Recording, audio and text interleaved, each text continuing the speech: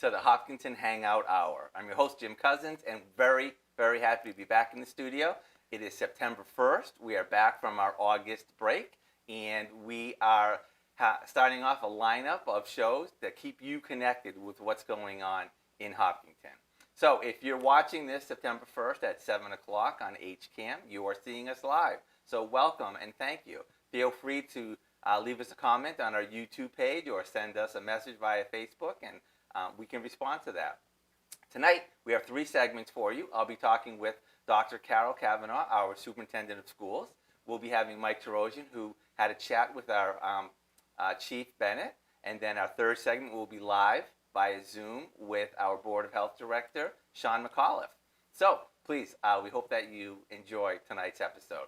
And thank you so much, Carol, for being here tonight. It's my pleasure. It's a very special day. It really is. And you know what? It's even more special than usual because it's been so long. But we're, of course, talking about the first day of school. And I was in the high school. I teach one class there. And so my students were like really excited to be back in the room. And I'm just curious because I know that you were out and about and all over the place. So give me some impressions of the day for you. I guess the first thing that I would say, Jim, is that people seemed elated to be back in school. You know, even before the kids came back today, in conversations with teachers over the last few days, it seems like people are just so happy to be restored to 5-day-a-week, in-person school, back with friends, back with colleagues, back with peers. It has been so energized, and I am loving it. Yes. Yeah. Me too. I remember back in the dark days, I used to say, I'll wear the mask, I'll social distance, I just want to be back together. Mm-hmm. And now it's really exciting because we are wearing the masks, but we are able to be closer than, the 6 feet away with all the knowledge that has been learned by the CDC and other entities. So they were able to relax that a little bit. It really did feel very regular, very average.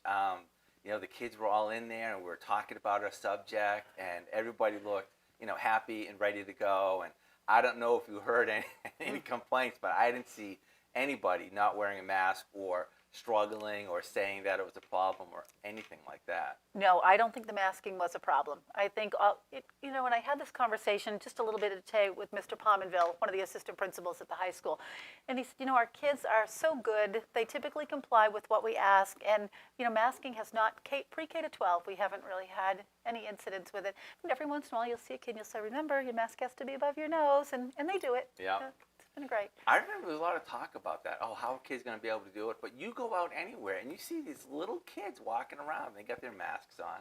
I thought that it went really, really well for that. So, where did you go?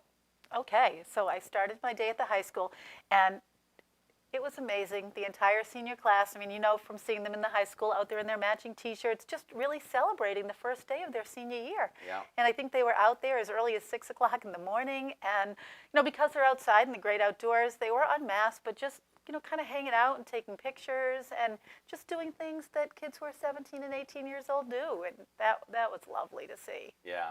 I think last year's graduation was one of those moments. And then to see this year's class of 22 out there on the high school front lawn was pretty touching, really. Right.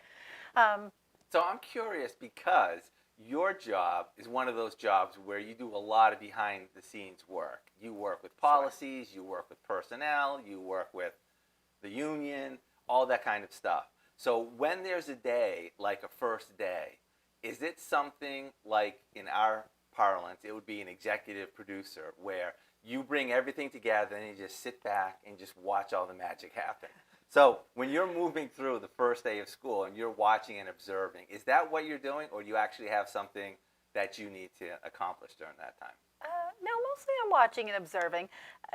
It's interesting that you say that, because what I will tell people all the time is leading up to the beginning of school, there's an awful lot of work sort of coming out of my office. And it doesn't necessarily mean it stops once school starts. But then we bring the teachers in for 2 days of professional learning, and that is an awful lot of work for the central office administrators and in the building level administrators. But then when school starts, it kind of runs itself. I mean, certainly the building administrators are working terrifically hard in those first couple of days. When you're bringing 600 children into a building where we haven't had 600 children in a very, very long time, it was an awful lot of work today. Yeah. But we also have sort of the luxury of, say, at the high school, for example, 130 adults. So it's an all hands on deck approach, and it gets easier because you have more help. Yeah. Yes, and I will say very briefly that I love that feeling. If, like, in my role here, I love when I'm producing a show, because when the show starts, my work for that show is finished, and I'm able to just enjoy it. And it must be really exciting for you to be able to see everything, the wheels in motion and everything starting to happen. Yeah, it really is. Right. So you did stop by the middle school, you did stop by the high school. I know you stopped by more than one other school. It's because we're going to see a video in just a couple of minutes. Do you hit all the schools, or you just hit some of the schools? We did all 5 today. Okay. When we went into the middle school, it's just kind of a funny story. So if you think about it, the 6th graders have never been there. About maybe 40% of the 7th graders, 30% had never stepped foot in that building. And a lot of the 8th graders may have very little institutional memory. So Wow. it was a very interesting thing in that building. We had walked in just as classes were changing, and there was a bottleneck at the front door of kids with schedules saying, "Can you tell me where this room is? Can you tell me where that room is?"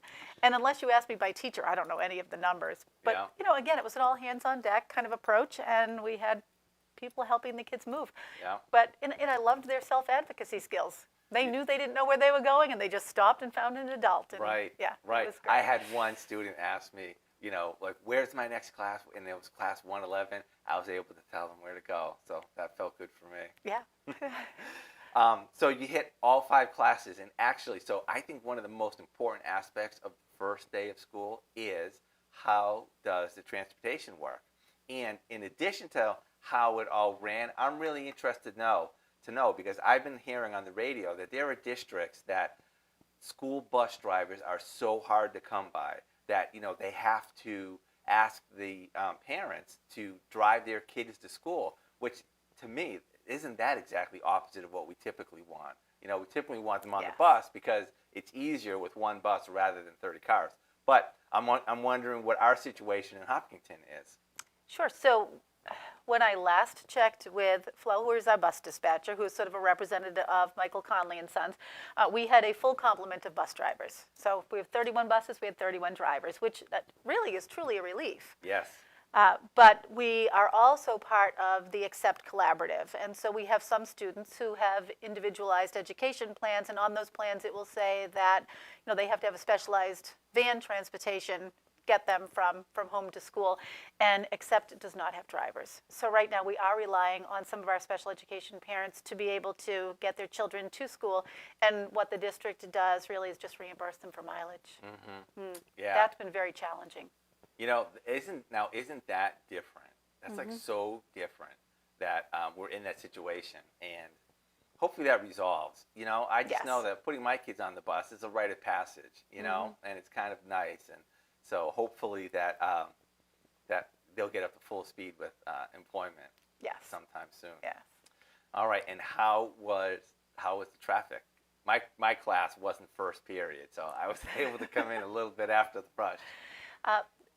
So this morning we had obviously police details and our SRO, Office of Powers, Mr. Bishop, a couple of other administrators, reporters. There were loads of people out there, but it felt like the traffic on Hayden Row was moving pretty smoothly. And one of the things that Lieutenant Porter had said to me was that with the start of school, they were taking away some of the construction on the roads so that it couldn't begin until 9 o'clock, which we are very grateful for, because it would be pretty terrible to have lots of parents in school buses and that construction taking place. So the morning felt a lot better than the afternoon. I only really saw Hayden Rose Street in the afternoon, and it didn't look good. Okay. Yeah. One of the problems I think that we had, I guess the first day of school, you always have dilemmas, I think, with transportation. So as far as the buses went, you'll have families who want to take pictures at the bus stop, and now we have scan on and scan off cards. So imagine you're 7 years old and someone tells you you have to scan until you hear the beep. If you're not getting that beep, you're waving that card over the machine for a long time. And Yeah. finally the kid gets it and sits down. So the bus is a little bit delayed getting to school. I was at Elmwood as their buses were arriving, and school technically starts there at 9. And I think I was leaving the parking lot about 9:20 when the last bus came in. We Okay. crisscrossed on the way Okay. in and out. So the transportation's a little tricky. I think some of our kids got home at 5 o'clock tonight. No kidding. Wow. There was a 20-minute delay with the high school, middle school run. So they are typically supposed to leave the high school, middle school around like 2:30, and it was much later when they left. So Right. that obviously set everything back this afternoon. Okay. So We're getting there. yes, definitely. And I'm glad you mentioned the scan card, because in the video that we're about to see, we actually see that in action. And if people didn't know that, now they know what that is. So that's just a tracking thing, so you know who's on the bus and where that. It is. It's a wonderful safety feature. Okay. There have been years in the past where, a child gets on the wrong bus, for example, and a mom is thinking, oh my gosh, my child didn't get off the bus. Where could that child be? Yeah. And we can immediately resolve that panic for the parent by saying, your child wasn't on bus 8, he was on bus 15, for example. So we always know where the kids are scanning on and off. Wow. Yes. And is that wireless, so that when they're out like down the road and they scan back at the main office, or is it when the bus comes back that it downloads the info? I don't know if you know that. No, I think we can see that in real time. Oh, okay. Yes. Yeah, so it was helpful last spring too. We tried it a little bit last spring. Yeah. It was really great with contact tracing. Yeah. Yeah. Wow. Was that an Ashok idea? Because he's like Mr. Tech. I think it was a combination of Susan Rothermick, who is our Director of Finance and Operations, and Ashok. Okay. Ashok probably did the more mechanical pieces, and Yep. she probably did the transportation pieces, but we use them at lunch as well. Okay. And pretty soon you'll be able to scan out library books. It's a wonderful Yeah. tool for kids because we can almost do everything with it. Right. Yes. Very cool. Yeah. All right. So earlier today, Mike Tarosian and Tom Nappy were out visiting all the schools and came back and Mike put together this short video to kind of give you a sense of how things were at the schools. So Bob, take it away.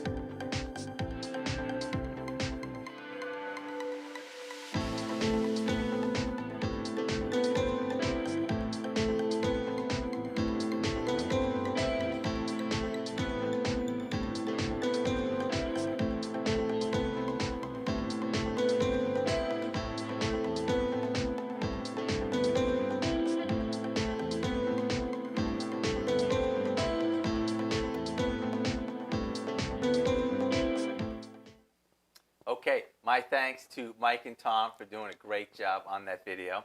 I thought that was really nice. Kind of gave you a sense of the flow and, of the kids moving around.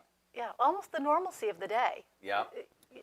And what you don't see is what happened afterward in classrooms. And I guess, when we were leaving the middle school and heading over to the high school, maybe people don't know this, but there's the side door to the middle school, and then there's almost a garage door kind of thing on the side of the high school, and we just popped in. And so when you pop in there, you're actually in a teacher's classroom.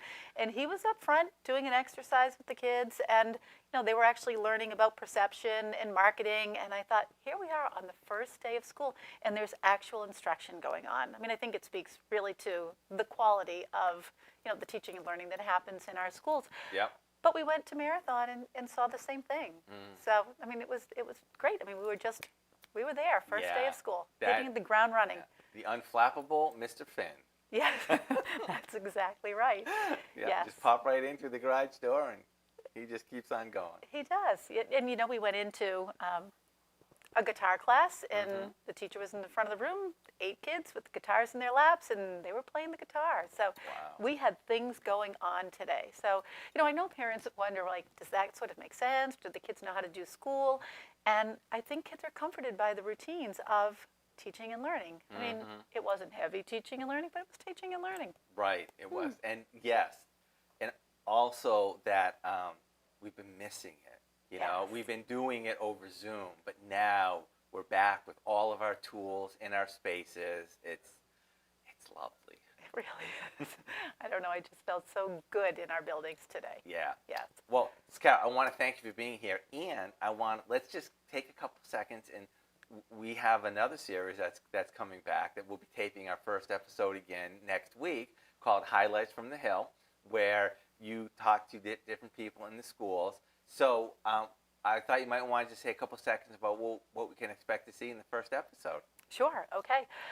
The first episode, we'll be bringing in Dr. Zaleski and our Director of English Learner Access and Equity, Jennifer Suker. And what we'll be talking about really are the CPAC and the LPAC, which is the Special Education Parents Advisory Council and the English Learner Parents Advisory Council. And we're really hoping to, talk a little bit about what those parent groups do and how people can get a little bit more involved in our schools in those ways. And, they're wonderful groups, and they offer education and advisory and support. So we are hoping to bolster those programs. You did a great job. Mike tried to remember those two acronyms today, and it shut him down.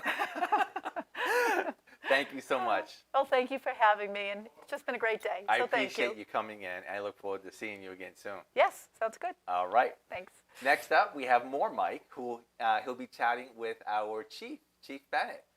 So take it away, Bob, whenever you're ready. Thanks, Jim. And joining me now in the studio is a very, very special guest to me, and dear to my heart, is Chief Joe Bennett. Joe, how are we doing? Doing fantastic. Nice Great. Nice to be here with you. Glad you could make it here. Of course, we're pre-recorded a couple days before this airs, and one of the big talks for the show for Wednesday is school safety, with school just starting up and everything. So I want to touch base with you a little bit on the traffic and what you do to keep the students safe getting to and from school. Sure. Mike, as you know, we have plenty of traffic here in Hopkinton. We're also in the process of rebuilding our downtown, and that's an enormous project. So we've been working to prepare for the opening day by talking with the contractors and letting them know that there'll be increased traffic and reviewing the peak periods with them. In-house here, the lieutenant has been working with the school resource officers and the members of our traffic team to develop and roll out a comprehensive plan. So leading up to the first day of school, we'll have added patrols focusing in the area of the schools, using marked and unmarked patrols just as an awareness campaign. We also will we'll be using our social media aggressively. And we also, during the day, when the buses are out, we actually put out unmarked cars and marked cars to follow the buses to ensure compliance with the laws with regards to stopping for the onboarding. offboarding of students. So we try to attack it from every angle. It really is as much an awareness campaign as anything else. But we're all hands on deck for that. The school resource officers will be monitoring the drop-off and pickup process, which, as we know, it can be, there's a lot of volume and it can be difficult to move that many cars in and out efficiently.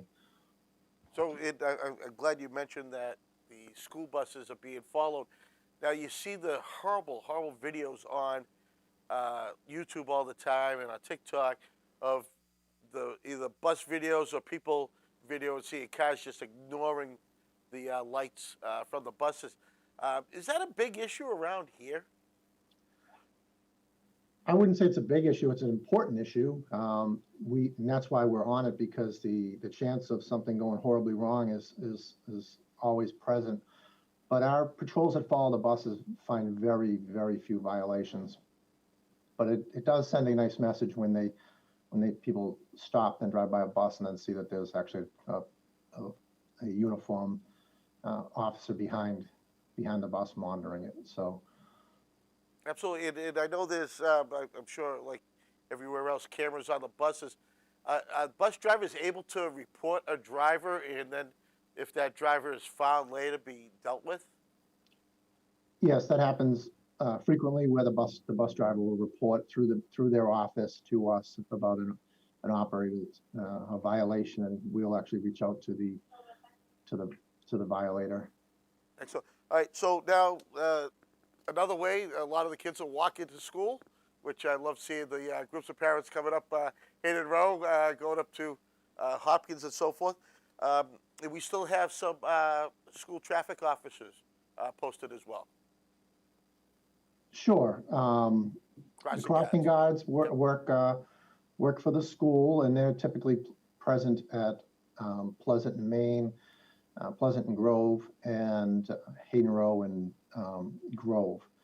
Also, they move. There's another one that moves between Hopkins and Marathon School.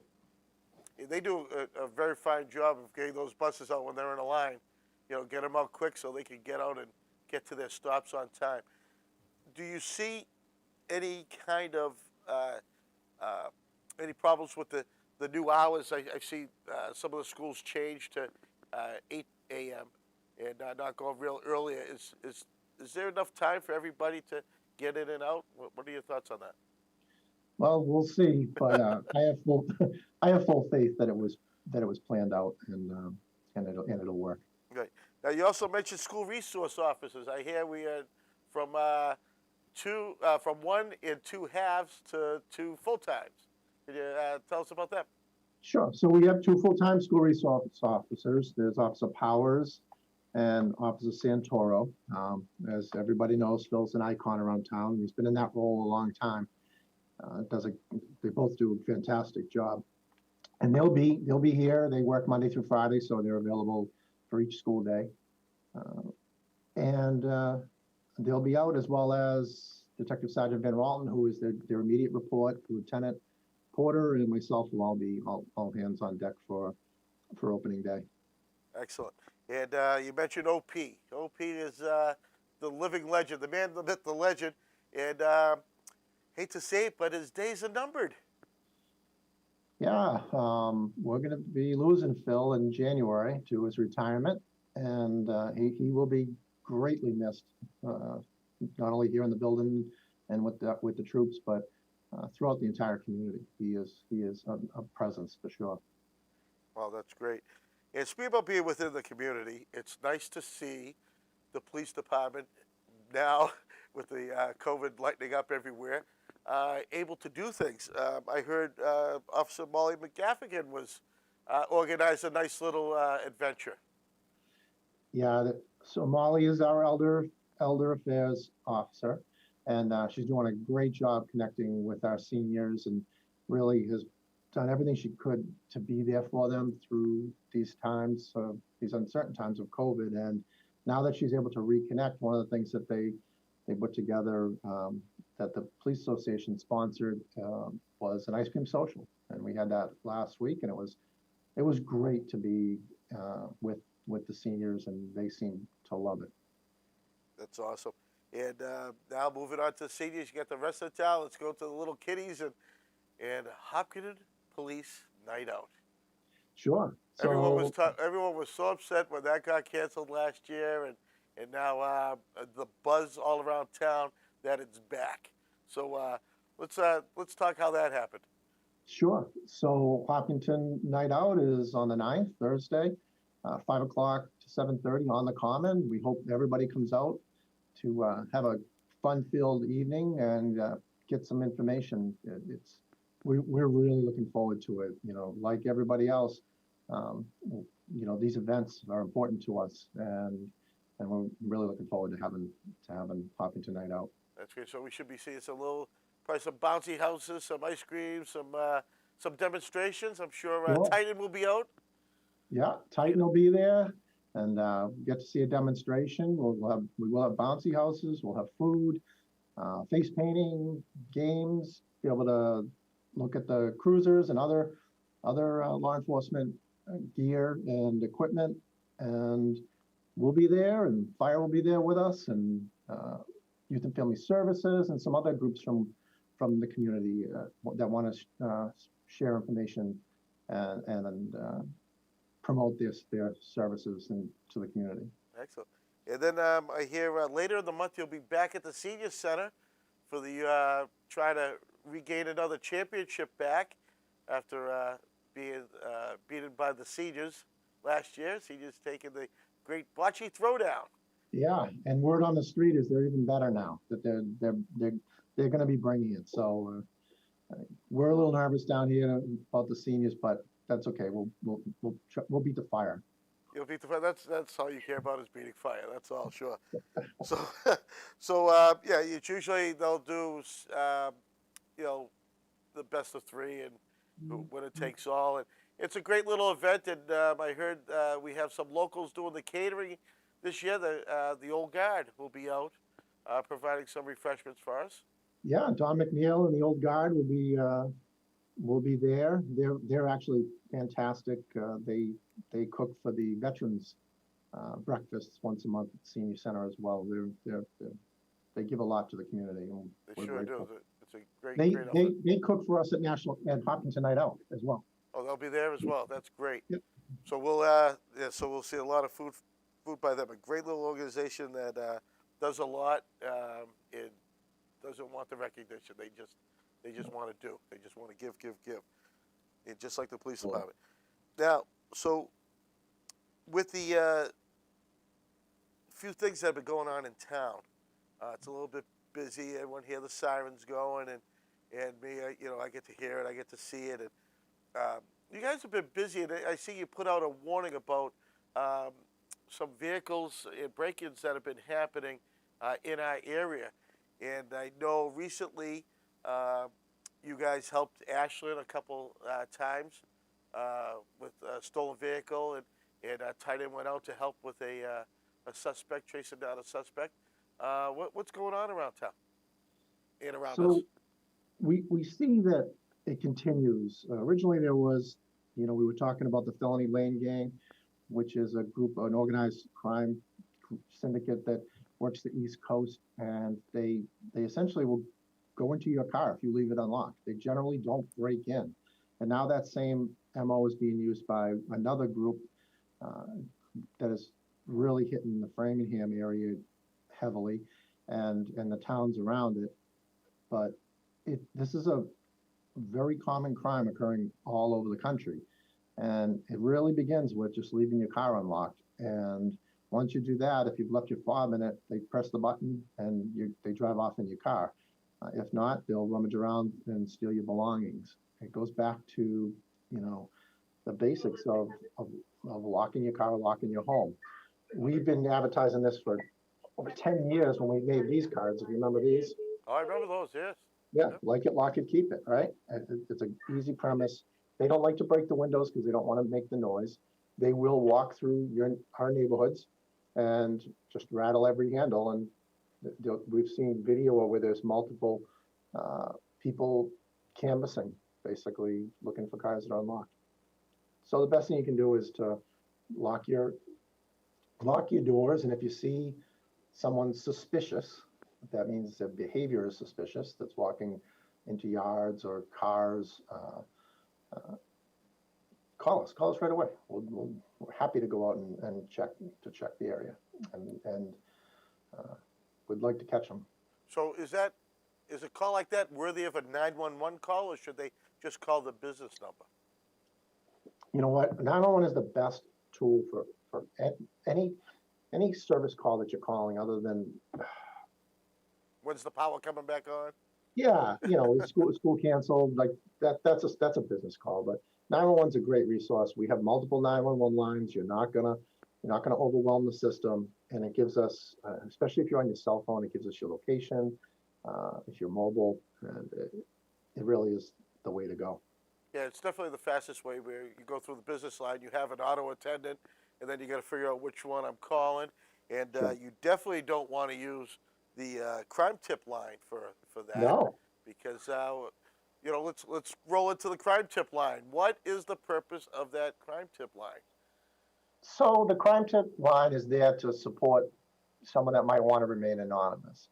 So through their mobile carrier, say for instance Verizon, you can press *67 and then dial 508-497-9785, and excuse me, and you can leave an anonymous tip. You don't have to leave your name. Your phone number won't be identifiable, and you can leave that anonymously.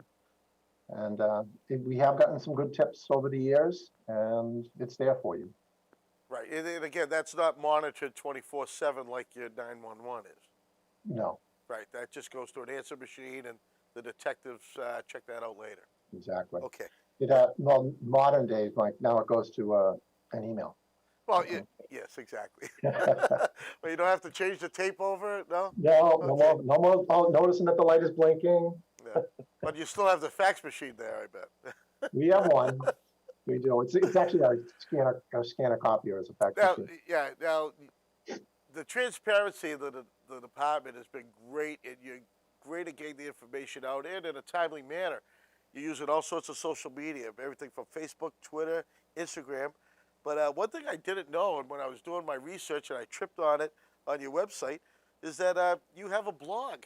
You're hopkintonpdnews.org. You got a little blog that gives you the larger story. Yes, and that's what we use it for more in-depth information, or to blast out, a press release on a larger topic.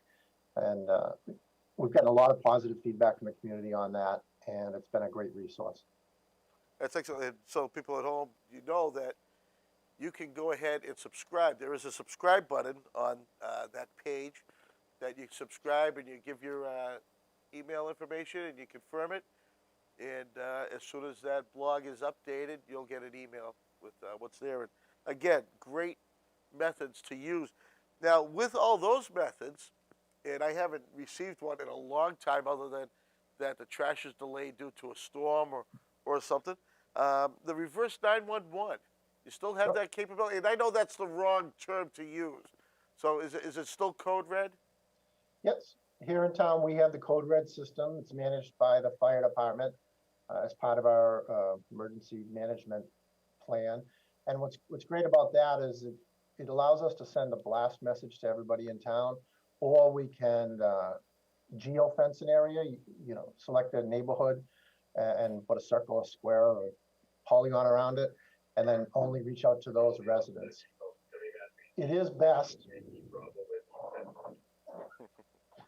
It is best if you go in and actually create an account, and you can get that off of the Hopkinton Fire Department website, and that way you can select, you can more narrow down what notifications you want and the methods of which you want to be notified. So that's also great to mention too. It's not just for people that live here; it's for people that work in town as well, because you can put in your work address, and you'll be notified of a situation. Again, whether it's townwide, or if you're just specifying a block, say due to a power outage or a water main break, or you have a police incident that's going on that you may want people just to stay inside. Yeah, and don't worry about being inundated with messaging. As you know, Mike, we're very It's only going to be the highest level message that we're going to send through that. We use our social media for more uh, rapidly evolving and quick ending type of incidents, road closures because of a crash. We're going to use our social media for that and to get the message out as quick as possible. And then we'll use that platform for larger things. Excellent. All right. Well, I think I covered a bunch. Is there anything I'm missing? Well, the only thing that's just kind of exciting is our bike patrol. Oh, yeah. There's a nice video you can see on our social media. I have it queued up here. It's under 3 minutes long, but essentially Aaron O'Neill has reinvigorated the bike patrol. We've had bikes since the 90s, but like many programs, there's ebbs and they grow, then they shrink, and they grow, and now we're really excited that we have new officers trained in bike patrol. We ordered some bikes, but it's going to take a long time to get them because of material shortages. But you'll see them out there. Molly and Jay recently worked to create a video, and it's a great video, and I would definitely share it with you if I can share it with you. Oh, I'll be sharing it on this program as you're talking about it, and because I've seen the video and we'll be showing it now Great. for everyone at home. But Chief, I'd love to have you again. Schedule me down for next month, will you? Because I'm sure by the time I'm here next month, I'm sure that you will be telling us more and more things that you and your department are doing. Thanks for having me, Mike, and thanks for give me the chance to share the news with the community. All right, Chief. Thanks again, and everyone, thank you. And back to the studio. Okay. Our thanks to the Chief and to Mike for doing that interview for us. And our third segment tonight is with our Public Health Director, Sean McAuliffe. It's been too long since we've had a COVID update and to hear what's happening in our town, especially with, as we know, the rise of Delta and everything else that's going on. So in just a minute, he'll pop up on our screen here, and we'll be able to have a conversation and catch up with everything that's going on. If you haven't signed up for the updates from Town Hall, I would recommend that because there's a lot of good information there too. Sean, welcome to our show. Well, thank you for having me. Oh, it's our pleasure. Our pleasure. I'm remiss. It's been too long, so I'm really glad that you're able to join us and get us up to speed with what's happening. There have been a few changes. Yeah. I do hope that things aren't as crazy as they were at the height of things, and you're able to, work a reasonable day instead of 12, 14-hour days. No, we've got a good system in place. We have a new public health nurse, Simone Carter, and she is working with Casey to get up to speed on the program that Casey and I had put together over the last year. And Casey will remain on a per diem level to assist us. And we have a fantastic contact tracer who has been doing just an amazing amount of work. And right now, with school starting, we're testing our systems and testing our communication, and we're really just all working together with the hopes that we will have a safe and uneventful school opening. Yes, that's what I hope too. I'm surprised, Sean, you said the words contact tracing. I know, obviously, we're still wearing masks, but I thought that a lot of the other things had loosened up, such as physical distancing, and I don't hear so much about sanitizing every moment of the day. But are you still doing contact tracing?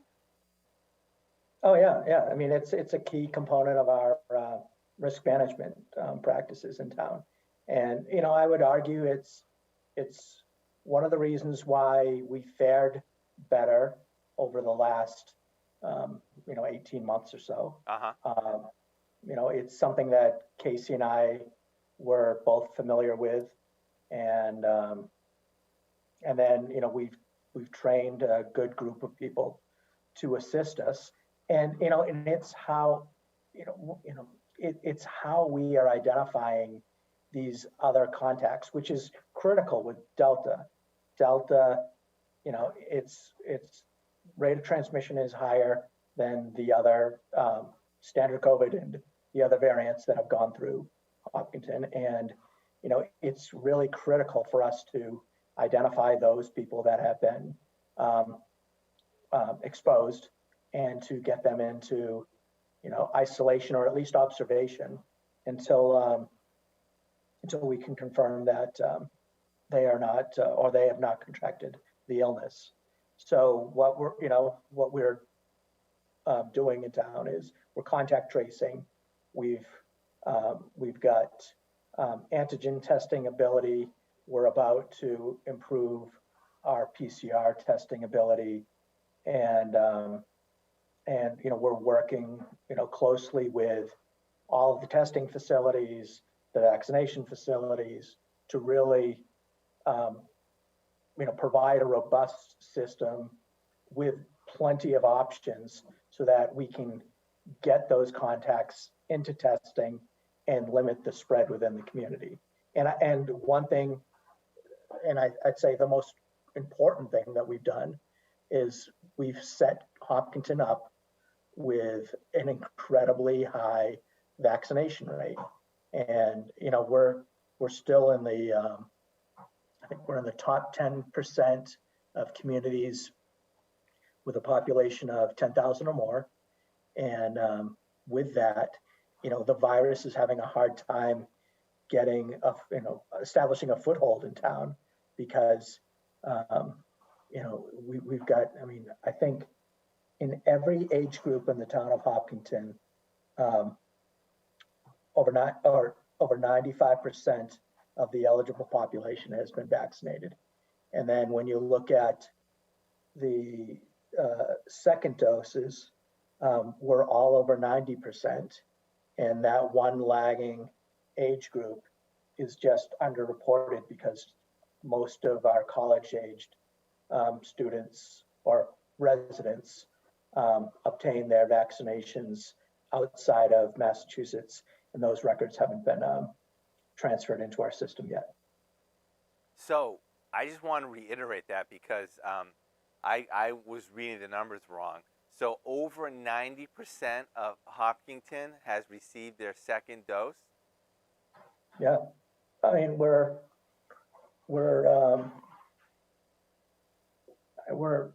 there are several groups that are well over 95%, and there's one that's, I think the 20 to 29-year-olds are at 90%. Yeah. And then when you look at some of the figures,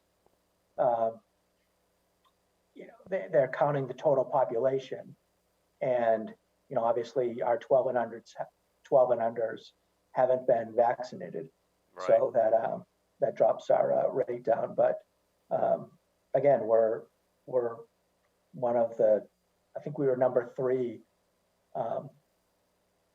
in the communities with a population over 10,000. So we've done a really good job. Yeah. And now we're trying to figure out how are we going to coordinate this next set of clinics for, it looks like it's going to be under 12 to 5. So we're working with the school department to figure out, where we're going to host these. It's what I'm hearing is it's going to be a single shot. And, if that is the case, we hope to open up several large, clinics and really try to get this population vaccinated. And then that will provide, an additional layer of relief, protection, and, to those that aren't in favor of face coverings, a potential option to not utilize face coverings. But, Uh, again, part of that is, that's all DESI, so yeah, my job is to set us up, right. and then, All right. we'll work So a couple things out. questions. So when you say the 5 to 12 crowd, do you know when they might become open to that? And when you say single shot, does that mean the J&J? No, so we don't know. And that's one of the, initially we thought it was going to come right after Pfizer got its FDA approval. Yeah. But now what you're hearing is a greater amount of talk about the getting the immunocompromised a third shot, and the providing boosters to those, either 6 to 8 months outside of their initial vaccination date. What we believe is that they are evaluating the dosage, and they want to make sure that they're getting this correct. And I know that they were evaluating, everything from, is there a risk for myocarditis or other issues? And again, they want to make sure that they have done their due diligence and that they're providing a vaccine product that's as safe as they can. Right. Okay. Wow, that's really impressive. I'm just really blown away by the numbers. That's really good. Question I have. So we have seen through the reporting that there have been some states further south of here that have had some terrible outbreaks when they tried to start school and maybe didn't have mask mandates or lower vaccination levels or something like that. When do you think, now that school has started and we have over 90% vaccination rate and we have mask mandate in place, when do you think you'll be looking for signs that a wave may come or may not be coming? We've been monitoring it daily. And, Simone, Amelia, and I met. We have another meeting with Casey tomorrow. We're in constant dialogue with the school nurses, our daycare providers, and we're constantly evaluating what our risk is. Yeah. I'm hoping that our positivity rate will drop again, because at the end of the day, prior to coming on, I looked at all of August's cases, and of the it's now 69 cases that we've had in the month of August. 19 of the households were directly related to travel. 8 of those were directly related to a gathering of some sort, either that the family went to or that they had at the house. And there's 1 work case, 1 sports case, and 2 likely related to visits to medical facilities. So, the bulk of our cases are from traveling, and it's, families returning from the islands, from down south. It's really, and Florida being probably the most problematic. Yeah. South Carolina isn't too far behind. And we're hopeful that, most of the travel is done, and we will stop seeing the introduction of the virus into family households from that source. And if that works, we should see our average number of cases per day, our positivity rate, all of that should drop. But that's something that we're monitoring again every day. We're reviewing our records, and we do have an outbreak right now in a child care facility. But that again, that's related to travel. It's Yep. a child contracted an illness, and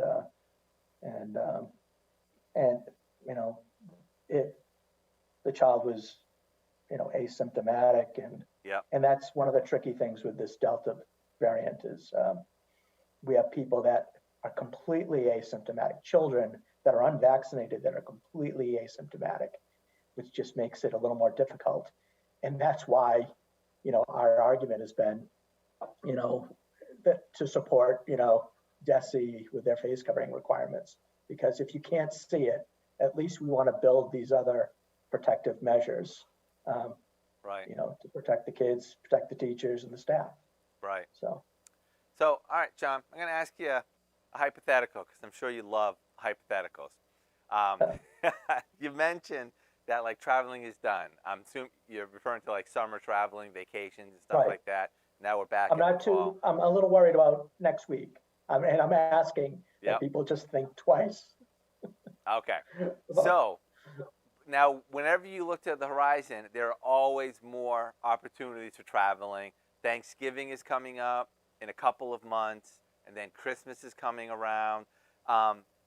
What do you think? Like, what do you think? Can we expect, I don't know, would you call them mini waves, or do you think that the waves might be getting smaller and smaller as time goes on, or do you think this is going to be the status quo for another year?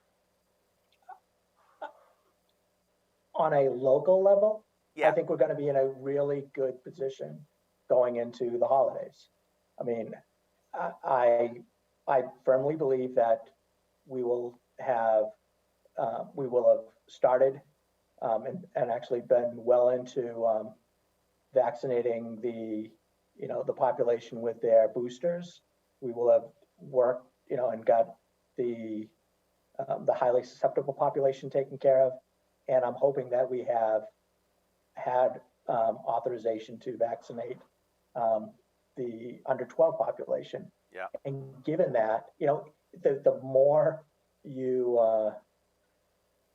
disable the virus's ability to spread, Yeah. the better off we're going to be. And I believe that we're going to be able to have, a more of a normal holiday season. But that said, I don't know what's going to happen down south. Yeah. And it's, you look at the World Health Organization, they just took us off or they put us on the No-fly list. yeah, pretty much. Yeah. And that just goes to show, I mean, when you get outside of New England, it's risky to travel. Right. And if you're gonna travel, travel by car, if you can. Yeah. And I kind of joke about weeding your pod. I can't. I know in my June and July cases, it was the fun uncle that was entertaining the kids, and then at the family gathering that got all of the kids sick. It was the long trip on an airplane that was getting that. Right. And it was like the more mobile the family, the greater the risk of transmission. So Right. you So know, I basically, think what if you're saying is to stay inside New England, really. yeah, and it's just, again, it's taking those precautions. It's Yep. are you vaccinated? And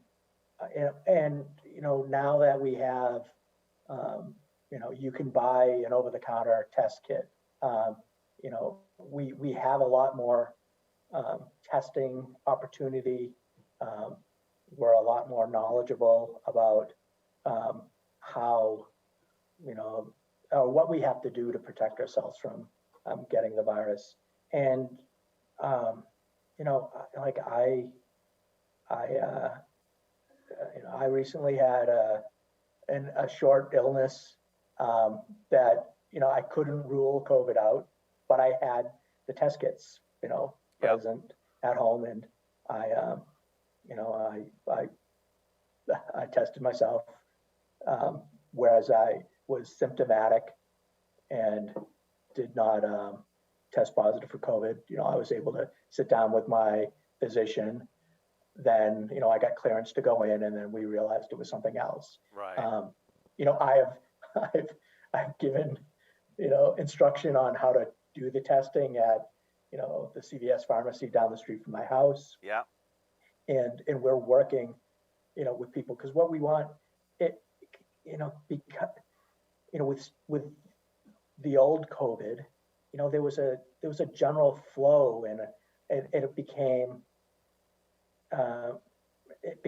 almost predictable. You could see how it was going to progress. You could predict how it was going to progress through a family or a sports team or something. Yeah. It's new in the fact that we have so many people vaccinated. Yeah. We just don't know. I have people in their 80s that were part of the Provincetown cluster. Yeah. Completely asymptomatic. Yeah. So but then I had someone else who was, in fantastic shape, and, to most people would think that they were like the epitome of fitness, at their age group. Yeah. And they had a terrible outcome.